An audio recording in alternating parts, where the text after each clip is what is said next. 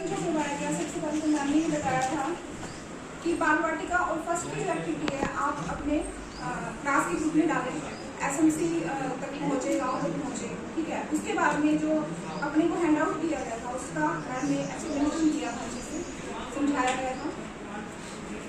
और मुझे जो लगा मैं उसकी बोलिंग फिर ये बताया था कि कॉम्पिटेंसी वाइज डायरी लिखनी है, ये थोड़ा मुझे डिफरेंट लगा। उसके बाद में क्लास 4 की बुक्स के बारे में बताया गया जो हमारी नई आई है, उपब 1 और उपब 2, ठीक है। और इनका जो सिलेबस होगा 24 वीक का होएगा, 80 मिनट पर डे, ठीक है। 30 मिनट बुक्स के, 30 मिनट वर्क बुक के और 20 मिनट पुस्तकालय की लाइब्रेरी। वीकली 6 डेज वही शेड्यूल रहेगा जो थर्ड का, फर्स्ट सेकंड थर्ड का होगा, सेम वैसा ही। उसके बाद में मैम ने एक चीज़ ये बताई थी कि आप जिस दिन स्कूल में आते हो आप वही डे काउंट करें, क्योंकि कल एक सर बता रहे थे कि मैंने सारा सिलेबस करवाया, तो मैं भी मोस्टली ऐसे करती हूँ कि मैं 2-3 दिन छुट्टी पर रहती हूँ, मैं कवर कर देती हूँ, ठीक है। तो वो चीज़ मुझे मतलब मिल गई मुझे इसका सही था, ठीक है। उसके बाद में बताया गया कि टीचर गाइड तो मस्ट होनी ही चाहिए, उसके बारे में आपको नॉलेज होनी चाहिए।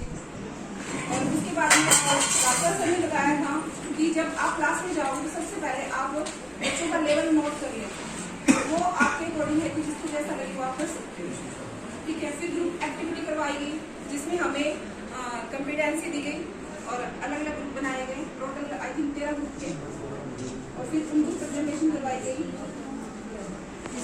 फिर आफ्टर रिसेस वीडियो दिखाई दोस्त की मदद, उसमें जो हमारा 4th क्लास में हैंडआउट के अंदर एक्सप्लेनेशन दी गई है कि कहाँ कैसे क्या करवाना है।